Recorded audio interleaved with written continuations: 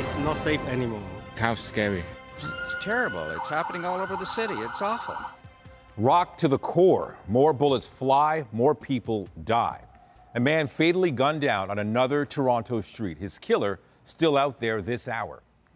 Good evening. It's becoming a familiar sight, but that doesn't make it any less shocking. Police tape draping a large swath of a very public part of the city. People in the area waking up to the sound of gunshots. CTV's Janice Golding is live near College in Spadina with tonight's top story. Janice. Hi, Michelle. The police tape came down about a half hour ago, but for much of the day, this stretch of Spadina was shut down as investigators were trying to track down clues and surveillance video that might lead them to a killer.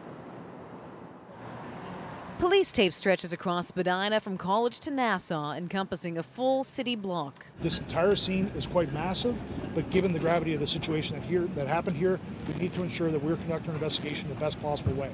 Evidence markers and discarded clothing litter the crime scene where a man was shot shortly before 5 a.m. My alarm went off at around 4:50. I had no idea what was going on at all until I left the apartment at around 5:25-ish, and there was already all this tape up. I was lucky I didn't have to get up early in the morning because I don't know what I would do if I was there outside in the street when it happens. Police say 3 bullets were fired after a group of men got into an argument. There was an altercation that occurred on College Street, which then came on a Spadina where the shooting occurred itself. We believe this to be an argument between these two rivaling parties that led to the shooting. A man in his 40s was found with a gunshot wound on the west side of Spadina in front of a storefront.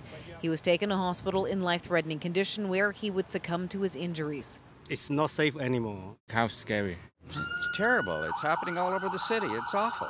While police don't believe this was a random incident, it's still shaken people who live in the area. That was literally just 2 minutes after I woke up, and it just feels so strange to be in a circumstance where something is happening so close to me, but still being completely ignorant about what's going on. And police say even if the attack was targeted, There is still a concern. There's an individual out there on our streets that is armed with a firearm and has already shown their capability and willingness to use it. police say 2 suspects were seen walking on the east side of Spadina before getting into a vehicle and taking off in a northbound direction. Now, police don't have a vehicle or suspect descriptions at this point. However, this is a densely packed area full of businesses as well as low-rise apartments, so they are hoping that someone may have seen something or have surveillance video that they can share with them. Reporting live, I'm Janice Golding. Now back to Michelle. Well, thank you, Janice. Well, there's another frustrating night for dozens of residents of a downtown apartment building wondering when they'll have their power back and when they can live comfortably again. The system's fried by a weekend fire, and with no clear timeline for repairs, you can imagine the growing sense of anger. CTV's Mike Walker's live near Dover Court and Bloor with more. Mike. Well, Nathan, Michelle, residents here at 357 Rusholme will spend another night in the dark. There is no timeline as to when power will be fully restored here, as the cause into Sunday's fire remains under investigation.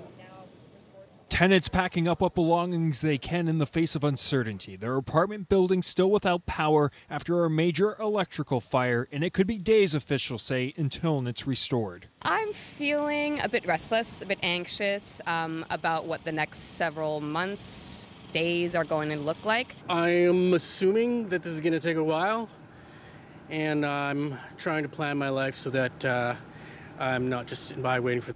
The 5-alarm fire broke out in the electrical room at the 16-story building near Dover Court and Bloor just after 2 Sunday afternoon. No one was injured, and the fire did not spread to units, but it has left the entire high-rise in the dark. It's like the building go blow. Francois Atrius lives on the 15th floor. She has mobility issues and is forced to stay with friends. I have to go back because I cannot take the stairs to go up. The Electrical Safety Authority and the building's electricians are assessing the damage and working to restore power, which officials say will be done in stages. If things work out according to plan, sometime tonight, the majority of the fire and life safety systems for the building should be restored. But given the damage, officials can't provide a timeline on when power could be restored to units and elevators. And that is not going to happen for a number of days. Toronto Fire has been monitoring the air quality and says until then, the building is safe to occupy. From a fire and life safety perspective, we have no concerns with the building right now. We have been conducting air monitoring all night, and there's no concerns whatsoever. Not the answer tenants were hoping to hear, who say they've been left in the dark by property management and don't feel safe returning. I have no power to my refrigerator and I have no running water. No, I do not want to be living there. The building is not helpful at all. They are not providing any updates. Generators are running to keep medical equipment operating in some units, but finding shelter is a concern for many. It may mean having to pay hundreds of dollars out of pocket. The average cost of a hotel right now in Toronto is $300 to $400. We don't necessarily have the means to be able to do that. Late this afternoon, tenants voicing their frustration to the property management company, a spokesperson stating progress is being made. Water is in the process of being returned, hot and cold, to every unit. The next step is returning power. I'm optimistic. Toronto Emergency Management is working to help find shelter for tenants with special needs. The cause of the fire is still being investigated by the Office of the Fire Marshal. Lighting has also been restored to hallways and stairwells, but at this point there's no firm commitment on when power will be restored to the units. Reporting live, I'm Mike Walker. Michelle, back to you. Thank you, Mike. Straight ahead, a grim assessment of buildings ravaged by wildfires in BC, and some families left with nothing. What kind of help is being offered? But we want to get to some breaking news. Ontario's 45,000 English Catholic teachers are being asked to take part in a strike vote. The president of the union says we have reached a critical moment in the bargaining process. The Ford Conservative government has failed to demonstrate real interest to engage in meaningful discussions about the critical issues facing publicly funded education in Ontario. The teachers have been negotiating with the government and school boards for more than a year. Bargaining will continue while the strike vote is held on October 18th and 19th. And let's take a look outside on this Monday evening. Warm and comfortable across the GTA right now. Is it going to stay that way this week? Lindsay Morrison is here with a look at the current conditions, hopefully. Well, Nathan, we've got another lovely day on tap for tomorrow, and then conditions are going to change a little bit come Wednesday, both as far as the sky conditions are concerned and also what it feels like outside. And right now it feels like 26 once you factor in the humidity. Current temperature 24 degrees in Toronto, feeling closer to 30 in places like Brantford. Temperatures themselves a little bit cooler the further north and east you go. For example, 19 degrees this hour in Innisfil. We do have winds coming from the north, so that's contributing to the cooler air in some areas. On the satellite and radar, there isn't a whole lot to show you. We have seen a bit of an increase in cloud cover over the last hour or so after a mainly sunny day. And as we make our way through this evening, conditions are looking quite pleasant. Eventually, we're going to drop to a low of around 16 degrees overnight tonight. Again, conditions look great for tomorrow, but there is change on the way this week. We'll talk all about it coming up in your weather forecast. For now, Nathan, back to you. All right, thank you, Lindsay. A state of emergency remains in place tonight across British Columbia as raging wildfires force thousands of people to flee their homes in the Okanagan. Thousands of properties are under evacuation order, with dozens of structures already destroyed. CTV's Vanessa Lee reports from BC's interior. Crews have made some progress in slowing the spread of fires raging through BC's interior. No additional structures have been lost in the last 24 hours, but the fires remain out of control and visibility is limited. We're not expecting any significant explosive growth or anything like that. It is effectively another good day to fight fire, with the exception of our visibility being impeded by the smoke locally here in the valley. That thick smoke is hampering firefighting efforts meant to be done from the sky. Air quality alerts are in effect for parts of the province, including Vancouver. Our biggest challenge in the last 24 hours has been air quality. It is choking. But the firefighters are outside working in it relentlessly. They're breathing it for 12, 14, 16 hours at a time. Hundreds of firefighters are working around the clock. People who have lost their own homes now fighting to help save others. The fire service has paid a huge price this summer. Everybody's behind you.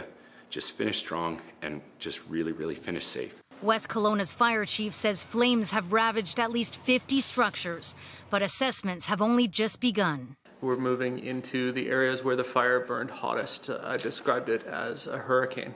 Trees pushed over by their roots.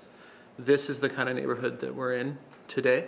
So undoubtedly that number will grow higher. In the province's North Shuswap region, fires have now merged into what's called a complex fire. It was like a war zone. It just looked like something you'd watch on a movie. That mega fire has destroyed homes and businesses in several communities. Ottawa says the military will be deployed to help. Canadians from coast to coast to coast are watching in horror the images of apocalyptic devastation and fires going on in communities that so many of us know and so many of us have friends in.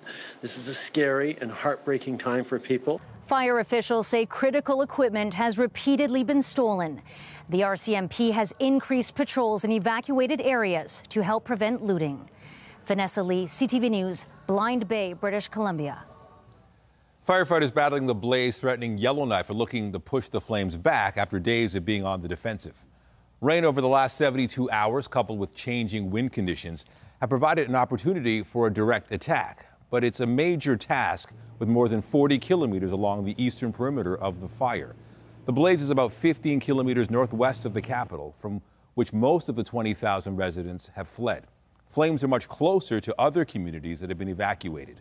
One is about 8 kilometers from Hay River, another about 4 kilometers outside Fort Smith. About 17 million Americans were under flood and high wind advisories today as the remnants of Hillary moved north. As of right now, there have not been any deaths or significant risk of injury. Our commitment to you is that we will approach our recovery with the same intensity as we approached our preparation. As skies clear, the Department of Water and Power crews have already mobilized to return power to Angelenos. Residents in Los Angeles are being urged to stay vigilant after Hillary flooded streets and downed trees and power lines. One of the hardest hit communities was Palm Springs, as the first tropical storm in 84 years hit Southern California. It brought more than half an average year's worth of rain to some areas. One person drowned after Hillary made landfall in Mexico's Baja California Peninsula on Sunday. After moving north from the border region, the storm also hit Nevada. A state of emergency was declared in Clark County, where Las Vegas was hit with flooding yesterday. Authorities had issued flash flood warnings for numerous areas around the city. Meanwhile, forecasters are watching for a disturbance in the Gulf of Mexico. People along the coast in northern Mexico and Texas are being urged to monitor developments. The president of the United States has landed in Maui to survey the damage done by wildfires 2 weeks ago. His visit comes as 85% of the affected region has been searched, with hundreds of people still missing. CTV's Raheem Ladani joins us in studio with more details. Raheem. Well, Nathan and Michelle, during his visit, the president is going to tour the destruction from both the air and on the ground. He will meet with first responders and pay tribute to the victims of the wildfires. U.S. President Joe Biden and First Lady Jill Biden are taking a detour from their vacation near Lake Tahoe, traveling to Maui for a first-hand look at the devastating damage left from the wildfires that ripped through the Hawaiian island earlier this month. This tragedy not only destroyed a whole town, a community, it destroyed, part of our spirit. At least 114 people have died in the wildfires, and more than 800 others are still unaccounted for. Immediate aid has become a top priority, with water in the western part of Maui deemed unsafe to drink. And I did ask a couple of the firemen, and the fireman told me that he would not drink it. So if he's not going to drink it, I'm not going to drink it. The historic town of Lahaina has been virtually destroyed by flames, and it's believed it will take years to rebuild the town, which 13,000 people call home. Hopefully the government, will help them, and then maybe they can get back, with like houses and stuff like that, cars and everything, because there's a lot of people, they lost everything. Some residents are questioning the government's response, saying they did not receive enough information as the wildfire approached. 3 days ago, Maui's top emergency management official resigned, standing firm on the decision to not sound sirens. There was a lot done wrong. I don't understand the decision not to sound the alarms. I think people are bright enough to know not to run into a fire. President Biden has since assigned a senior FEMA official to lead the long-term federal response and recovery efforts. Now, residents are also facing another challenge. Many of their cell phones and identification that they would need to help enroll in longer-term aid programs, they were burned in the fires, and that's going to make their application process more complicated. Reporting live, I'm Rahim Ladani. Nathan, I'll send it back to you. All right, thank you, Rahim. Back here at home, a search for suspects is underway tonight in Markham. Sought in connection with a scary home invasion early this morning. CTV's John Musselman is live in the area of Greensboro Drive and Milliken Meadows Drive with more. John. Well, Michelle, we don't know the specific house where this happened. We do know it happened in this neighborhood near Kennedy and Steeles. Now, what police are telling us, and we'll show you some video of the neighborhood as well, is that around 2:20 this morning, 4 people, one person armed with a gun, entered a home here and assaulted one person. They also restrained 2 others inside the home. And police say they stole a number of cell phones and a wallet. These people were wearing dark clothing and ski masks. Police also say that there was a small dog in the home when these people forced their way into the home. The dog ran out of the house and it hasn't been located since that time. Now, police say one of the people in the home suffered some minor injuries, but police are on the lookout now for 4 suspects involved in this home invasion. Anyone with information is asked to call Crime Stoppers or York Regional Police. Reporting live in Markham, I'm John Musselman. I'll send it back inside to you. Thank you, John. Doug Ford has a simple message for Ontario municipalities. Get building. The Premier looking to get more shovels in the ground, and he's giving more mayors extra power to make that happen. CTV's Queen's Park Bureau Chief Siobhan Morris is live with more. Siobhan. Well, building more homes and tricky municipal finances are at the top of the agenda for this annual conference that's on right now in London. Doug Ford found a way to address both of them in a speech this morning. The Premier's trying to give municipalities a financial push to meet their housing goals. Speaking at a meeting of the Association of Municipalities of Ontario, Doug Ford unveiled what he calls the Building Faster Fund. It's a 3-year, $1.2 billion program that will reward municipalities for reaching annual housing targets. The cash is for infrastructure to support housing, a money stream the province slowed last fall, waiving some fees developers had to pay. Municipalities that reach 80% of their target each year will become eligible for funding based on their share of overall goal of 1.5 million homes. With bonuses for towns and cities that go above and beyond. On the same stage Ford sold his plan, the opposition leader tore it down. This program does not come close to replacing the $1 billion a year in revenue that you are losing permanently. The government's also extending strong mayor powers to 21 more communities with the aim of getting more housing built.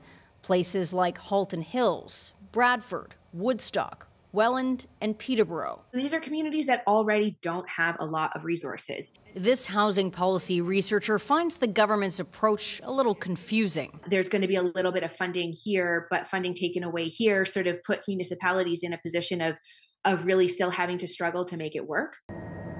The NDP leader called the Auditor General's report about how lands were pulled from the Greenbelt for housing the elephant in the conference room. Ontarians are witnessing a government that has thrown out integrity, accountability, and transparency. First Nations chiefs want someone held responsible for a process they say they were left out of. We ask the Minister of Municipal Affairs and Housing, Stephen Clark, either resign or be removed from his title. Minister Clark addresses AMO delegates tomorrow. In the last 30 minutes, we've heard from Ontario's big city mayors. They're welcoming today's new funding, but say they want to see all the details. Reporting live from Queen's Park, I'm Siobhan Morris. Nathan, back to you. All right, thank you, Siobhan. Dozens of nurses in Hastings and Prince Edward counties are on strike. 50 RNs, RPNs, and public health nurses walked off the job today. They've been without a contract since December. The Ontario Nurses Association says after 3 days of bargaining and a day of conciliation, the employer would not budge from its original offer. The union warns that QP health workers are heading to conciliation on Thursday and could soon be in a strike or lockout position as well. That could leave residents of Hastings and Prince Edward counties with nearly a complete lack of public health services. Meantime, journalists and education workers at TV Ontario are off the job. Journalism under attack. What do we do? Fight back. This is what it looked like outside TVO headquarters on Yonge Street. Dozens of workers at the public broadcaster are on strike after they failed to reach a deal with their employer. The Canadian Media Guild, which represents around 70 journalists, producers, and education workers at the organization, says there are issues around wages and job stability. For the first time in TVO's 53-year history, we're walking off the job, which none of us wanted to do. We would have been happy with an arbitrated settlement, but the government would decline that offer and seemed like that they weren't really interested in negotiating with us. We wanted a significant wage increase because we've had below wage increases under inflation for over a decade, and our hands were tied with Bill 124. TVO is a public broadcaster. It's there for everybody, but not only do they do information and public broadcasting on a news level, they also are there for families in Ontario because they produce curriculum work. They produce work that teachers use in the classroom to augment what they teach. Earlier this month, nearly 96% of Canadian Media Guild members at TVO rejected an offer from the employer. The stage is set at City Hall this week for a big debate over new taxes. And whether Queen's Park will allow Toronto to ask its residents to pay more, possibly through a new sales tax. CTV's Natalie Johnson is live with more. Natalie. Well, Michelle, many of the revenue tools that councillors here have been mulling over would require provincial approval. Doug Ford's government has indicated a firm no toward the idea of road tolls, though Mayor Chow remains optimistic that the door is still open to other options, including a municipal sales tax. The cost at the cash could soon go up on everything from a fresh coffee to a fresh cut if Toronto imposes a municipal sales tax on goods and services sold in the city. Any tools is on the table as long as it grows with the economy. Mayor Olivia Chow saying today that as council prepares to consider a municipal sales tax, among other things, as a means of fixing the finances, the province hasn't closed the door on it just yet. Not yet. What is encouraging, though, is no one has said no.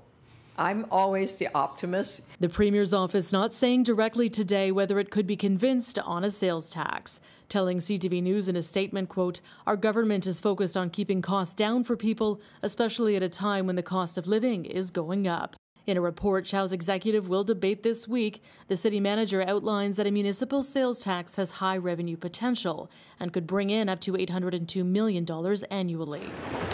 But he also notes that it could reduce the competitiveness of Toronto businesses if it pushes consumers to shop beyond city borders. Sales taxes are actually pretty regressive. They hit those who have the least amount of money the most, and that's because everyone's taxed the same. And so, people living on fixed income, seniors are going to see prices go up, whether they're buying clothing, virtually anything in the store.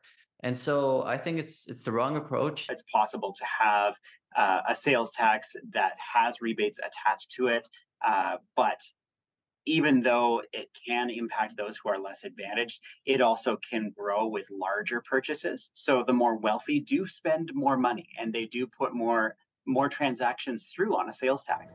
So could the Premier be persuaded to sign off on the tax? The cupboard is bare at City Hall. If Doug Ford wants to position himself in a way where he can be seen as turning his back on the city of Toronto, that could be a dangerous move. I have to remain hopeful. The mayor needing to win over both council and Queen's Park.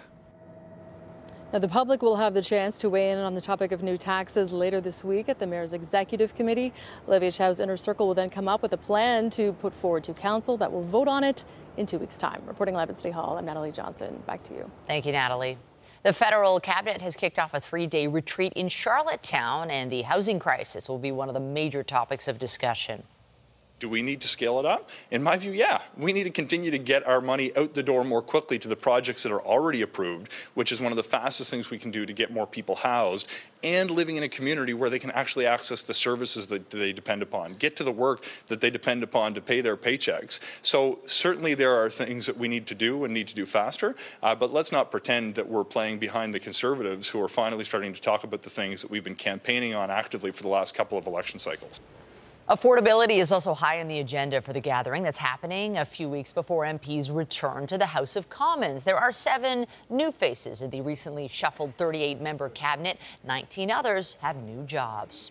Another country is stepping forward to help Ukraine protect its skies. Greece will help train Ukrainian Air Force pilots on F-16 fighter jets. Volodymyr Zelensky revealed the news following a meeting with the Greek Prime Minister in Athens today. The Ukrainian president says he is grateful, but did not provide details. Earlier in the day, Zelensky thanked Denmark and the Netherlands for promised deliveries of F-16s. And I thank you and the whole of Denmark, all the weapons you are giving to protect freedom. And for F-16s, we agreed it on. Thank you so much. Zelensky told a crowd in Copenhagen the jets have made him confident Ukraine could end Russia's invasion. Denmark and the Netherlands announced yesterday they'd supply the first F-16s. Denmark will deliver 19 jets in total. The Netherlands has 42 of them, but has yet to decide how many will be donated. And staying in the sky, we're getting a unique look tonight at just what it takes to earn a seat in the cockpit of a commercial airliner. Special training underway right here in southern Ontario, hoping to help alleviate a shortage of pilots. CTV's Ian Duffy has more. We need something like this in order to continue the growth of Canada's aviation industry.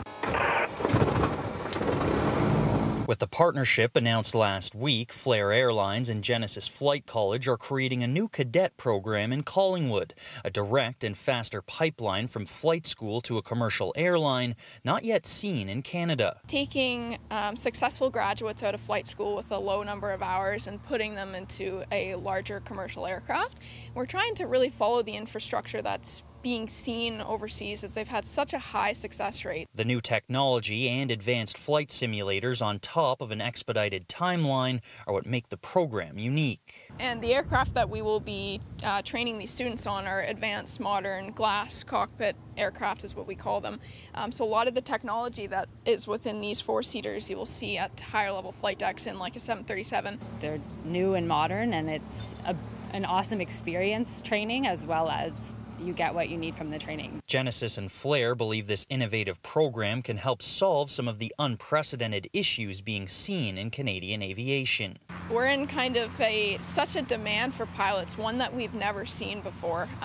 There are so many jobs needed in aviation alone, let alone pilots. A full-time modular program typically takes closer to 2 years to get pilots commercial ready, but Flair's new cadet program takes just 18 months. To be able to have it condensed so quickly, particularly for someone like me who's coming into this as a second career, to be able to be job ready in 18 months after an intense program would be fantastic. With the first class of trainees for the new cadet program beginning in January, Flair expects to have its initial round of in-house first officer candidates ready to go by mid-2025.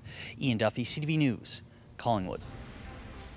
Coming up, Canadians and their approach to back-to-school shopping this year. To spend or not to spend, that is the question. Plus, the art of stretching a dollar when shopping for supplies.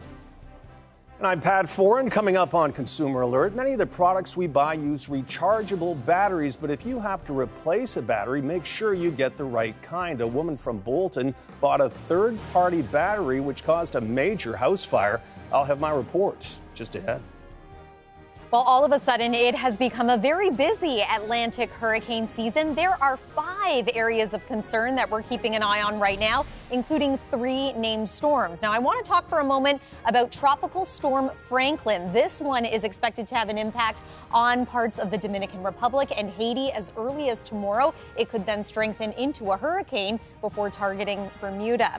We're going to also talk about your forecast a little closer to home coming up after this break. And stay with us. We've got another full night of great shows for you right here on CTV. Many of the products we use are powered by rechargeable batteries, everything from laptops to lawnmowers to vacuum cleaners. Replacement batteries can be expensive, which is why you might be tempted to buy a cheaper brand, but that is not recommended. Our Pat Foran explains why on today's Consumer Alert. Pat. Thanks, Michelle. And Nathan, a woman from Bolton replaced a battery in her vacuum cleaner. She bought it off a website, and for a while it worked fine. But this past spring, she had a house fire, and investigators said the likely cause was using a third-party battery. battery. The battery exploded and caused a fire in the laundry room. Lena Tenagli of Bolton says it was in late May when she heard loud bangs in her home. She was shocked when she looked in her laundry room. I heard a big blast, and when I opened the door, it was on fire. Everything was on fire. Tenaglia saw her Dyson vacuum cleaner was on fire. She grabbed it and threw it outside, but it was too late. The flames had spread. My mom called me in a panic that the house was on fire and balls of fire were kind of flying off the machine. Tenaglia is now living with her daughter Maureen as portions of her home have to be completely gutted and rebuilt. Fire investigators said the possible cause was electrical failure. The family was told it was likely due to a third-party rechargeable battery they had purchased through Amazon for their Dyson vacuum cleaner. He said that in the last 2 months, they've had over 6 cases of this happening. So he said this is common. The Office of the Fire Marshal says you should only use replacement batteries and battery chargers that come from the same manufacturer of the item and not a third party. In the last year to year and a half, 2 years, we're seeing an increase in these types of lithium battery fires. A Dyson spokesperson told CTV News, "We always advise against using anything other than genuine Dyson batteries. Third-party batteries can be dangerous and may not conform to safety standards." Never replace something with something that is not the same manufacturer, is not the same, product for that device. You should also use the proper batteries and charging devices for smartphones and e-bikes. Tenaglia says the past few months have been stressful and frustrating, and she says she never would have used a third-party battery if she thought a fire could happen. Unfortunately, I read the reviews after this happened. They had the exact same description of what happened to me. 3 blasts and a fire. And CTV News reached out to Amazon, but it had no comment on our battery story. As well as using the proper batteries, you should take them off a charger as soon as they've reached full charge to prevent them from overcharging. On your side, I'm Pat Foran. If you have a consumer story idea, email us at alert@ctv.ca. Weather-wise today, a sluggish start, but it's really shaped up to be a gorgeous day with an even nicer one to come tomorrow. Yes, one of those evenings I think you should try to take advantage of if you can. I'm looking outside at our city, and you've got that glow of the sun on the building. I see very calm waters. We have low humidity, light winds. What more can you ask for? Gorgeous. For an evening in August? And you know what? Tomorrow is looking like another repeat of today, which is great news. I think this is crowd-pleasing weather, generally speaking. We will get into a bit more of an unsettled pattern starting tomorrow night, and then we're going to be a little cool by Wednesday. Weather is brought to you by Train, the most reliable heating and cooling brand. It's hard to stop a train. Now, we did talk a little bit about Tropical Storm Hillary earlier in the newscast and its impact on California, Nevada. Here's what's left of it. It's become much more disorganized. We're getting some wet weather creeping into southern parts of Alberta and the interior of British Columbia, which would be a good thing for those wildfires. However, some lightning could be associated with those showers as they move in, which would not be a great thing when it comes to sparking new fires. But air quality advisories remain in place. Drifting smoke is going to be a possibility for us here in southern Ontario. You might have already noticed a little bit of a haze in the sky today, for example, just veiling that blue sky ever so slightly. We'll monitor this throughout the week and give you an idea of whether or not air pollution levels are elevated. Also want to mention the fact that it is incredibly hot in central portions of the United States. Look at this. It is 41 degrees right now in Dallas, 40 in Wichita, Kansas. We are not necessarily feeling anything like that on this side of the border. In fact, we're quite comfortable at this hour. 23 degrees in Toronto, feeling like 25. And then tonight, we're dropping to a low near 16. This is seasonal. These are temperatures that we expect at this point in the month of August. And tomorrow is looking like another stellar day, mainly sunny skies for the most part. Daytime high 25, feeling maybe a little more like 28.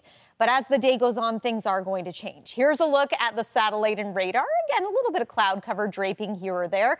We will say goodbye to high pressure, and there's going to be some cloud spillover first of all, and then we're going to get into some showers beginning likely overnight tomorrow and into Wednesday. But there's midday for us, a little more cloud cover the further south and west you go in our province.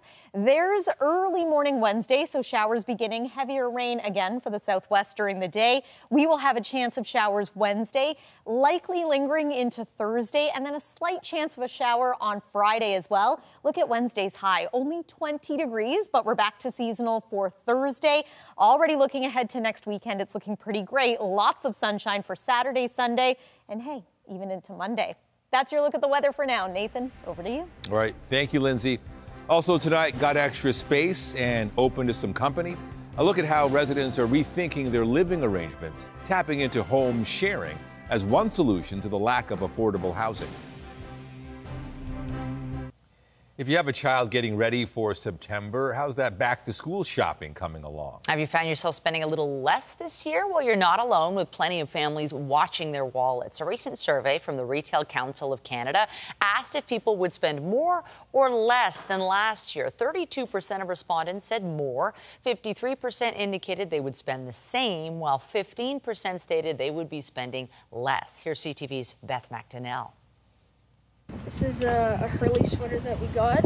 I thought it was good because it had lots of colors on it, very vibrant. Jackson is going into grade 6. He loves his new sweatshirt and his new backpack. It can fit a laptop inside because we've got school laptops. It's got a front pocket, lots of zippers. It's nice. And how is the pricing on it? The price is pretty good. I'm pretty sure at other stores it'd be a lot more. It's $40. His family is aware of the rising cost of living and wanted to make the most of their money for back to school. I was amazed at how expensive it was and how much money we spent. But I said that's why we came to a store that had discounts, because no matter what, it's going to be expensive. So he's learning about the cost of things and taxes. The Viana girls are still working on their lists. What are you hoping to get? The bag that has school supplies that come with it, and it's tie-dye with characters on it. The backpacks right now, oh my God, the price is almost, 10% high on it. So we try to stick on our budget. In this time of austerity, there are a few more ways to stretch that dollar. Kathleen Cassidy is a savvy shopper who shares advice online. Look at what you have last year. What can you reuse? I think a lot of us have the mentality like, oh, we used it last year, it's no longer good, which a lot of the time isn't the case. Next, she says, compare what you actually need with the school list that's given out. One of my favorite tips is actually, what can you kind of hold out on? Because right now everything's regular price. It will be till probably the second, third week of September, but then they clear everything out for a fraction of the price. It's advice families are trying to follow. Use everything. Don't be wasteful. Just look for good deals, good prices, buy the right stuff. That goes a long way, I guess. There may be other deals at local businesses in your neighborhood. Cassidy also recommends checking flyers to compare prices and cashback apps to make the return to this school year as stress-free as possible. Beth McDonnell, CTV News. An apology tonight from management at a popular Ontario venue. Some attendees of a weekend drag show in London accusing security staff of ruining their experience. CTV's Brent Lale has the story. Budweiser Gardens is under fire after attendees of a RuPaul's Drag Race show in London are accusing the venue's contracted security of gender policing. Their presence at a queer event should be doing only and solely protection for and of those queer people, not policing them. Members of the queer community say security was stationed outside both binary male and female washrooms. Patrons at the show witnessed them screaming things like no males in the female washroom, no females in the male washroom, and they were binarily gender policing who entered what washroom. The security force sort of went from 0 to 100, saying if you question our policies, you're out. This morning, Budweiser Gardens general manager Brian Old took to social media and personally apologized to those who had a tarnished experience. He then spoke to CTV News about the venue's next steps. Education is probably the biggest thing, but we will be sitting down with them tomorrow and with our vendor and kind of getting from them exactly from their perspective what transpired and how they missed our directives. We already do training for our staff, and we're going to include our third-party vendors going forward. With a large social media presence and a background in advocacy for gender equity in drag contexts, drag artist Courtney Conkers has been reaching out to the venue on behalf of those involved. It's blatant transphobia. A drag event, even in a place like London, Ontario, is primarily marketed towards and aimed at queer people and queer inclusivity, and there are going to be trans people there, and there are going to be people that don't fit into the gender binary of the standard washroom framework present, just trying to have a good night and mind their business, and this is what they were faced with. So people were very upset. Brent Lale, CTV News. Stars Tonight is brought to you by Lastman's Bad Boy. Who's better? Nobody. Tate McRae joins us live. Tomorrow on CP24 Breakfast, with millions of followers, the hitmaker reveals what's coming next to wow fans. CP24 Breakfast, where Toronto gets its everything every morning. It's not safe anymore. How scary. It's terrible. It's happening all over the city. It's awful.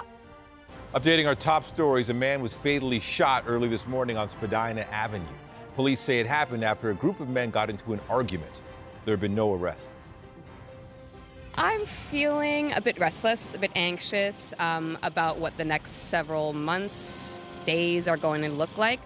A very difficult wait for tenants forced from their apartment near Dovercourt in Bloor by an electrical fire yesterday. It could be days before the power is back on. The property management company says water is being restored and electricity is next. Any significant explosive growth or anything like that, it is effectively another good day to fight fire, with the exception of our visibility being impeded by the smoke locally here in the valley. Firefighters in BC have made some progress against the blazes that have been ravaging parts of the province. No structures have been destroyed in the last 24 hours, but the fires are still out of control. On the markets, the Canadian dollar is essentially flat, losing 1 point to 73.82 U.S. American benchmark oil slid 54 cents to 80.12 a barrel. And the TSX Composite Index declining 33 points, closing at 19,784. For so many people, one of the biggest burdens right now is finding an affordable place to live, and that has some folks getting creative. And depending on the circumstances, the benefits aren't just financial. CTV's Spencer Turcotte has more. Home sweet home. Christine McNeil has lived in this Kitchener apartment for 11 years, the entire time with her husband, but he recently passed away. I know he would want me to be alone. Once he died, her home felt empty. I think we all need that in our life. If you can get it, hold on to it. She was left to cover the costs of her apartment and had no one by her side until she signed up for the Waterloo Region Home Share program. I think part of it was financial, but the most is being alone. Oh. Oops. With a newfound void in her apartment, Christine looked to fill it, so she became a home provider. What we do is we match home seekers, so those are folks that are looking for a safe, affordable place to live, with home providers. So the home providers are people that have extra space in their home in the Waterloo region and are open to sharing it. After an extensive vetting process, home seekers and home providers finally meet. And then it's really up to them to see at that point if they can envision living with each other. It did take almost a year, but I believe I found a permanent, lifelong friend. For privacy reasons, the woman now living with Christine did not wish to appear on camera, but the two have really hit it off since becoming roommates. They not only share the cost of rent, the amounts that we're seeing right now are between $500 and $800, and cooking responsibilities. I work a little bit at nighttime, and when I get home, she always saves me something. Their dogs even share names. 2 Bellas. The program offers free supports to participants that include conflict coaching and mediations. They also help draft a living agreement, a much more personal connection compared to a landlord-tenant relationship, while providing affordable housing in a unique way. It's tapping into existing housing stocks. While Christine is thankful to be splitting expenses, what she's most thankful for is the bond she's gained as she deals with loss. I hope it gets easier in time, but At least I know I have somebody with me for this long time. Spencer Turcotte, CTV News, Kitchener. A former member of the Toronto Maple Leafs is calling it a career. Jonathan Bernier announced his retirement today after 14 NHL seasons. The 35-year-old goaltender played for 6 teams, including a 3-year stint in Toronto from 2013 to 2016. The Laval, Quebec native did not play last season because of a hip injury. He won the Cup with LA in 2012. And a reminder, the CTV News at 6 podcast is available as a download every weeknight. And a special hello to those of you listening to the newscast live on News Talk 1010. Get Toronto's top stories, breaking news alerts, and watch live. Download the CTV News app. To Washington now, in a special birthday party for a favorite resident of the capital. This giant panda turned 3 years old today. He lives at the Smithsonian's National Zoo and got to enjoy a custom-made fruitsicle cake on his big day. Zoo officials say this is his last birthday in D.C. The cub and his parents are set to move in December. And if you want to see more before they leave, the National Zoo has a panda cam. Of course. It is great outdoor weather. Yeah, it looks like a party there, and we're celebrating this weather tonight. Look at this view of the city behind us. If you maybe want to head outside, hit up a patio, here's one more look at what you can expect for this evening. It is looking great. Overnight tonight will eventually drop to a low near 16 degrees. You might find it a little cool first thing in the morning, but tomorrow afternoon is looking very pleasant. 25 degrees, feeling like 28 under mainly sunny skies. Then things change midweek, a little cool, a little cloudy. Keep the umbrella handy right through to Friday. Weekend at this point is looking good. Michelle and Nathan. Sure looks great. Thank you, Lindsay. And that's it for us. But be sure to join Omar Sachedina tonight at 11 for CTV National News, followed by Pauline Chen with our next local newscast at 11:30. In the meantime, our coverage continues anytime on CP24 and online at ctvnewstoronto.ca. For Lindsay Morrison and all of us here at CTV News, thank you for watching and have a great night.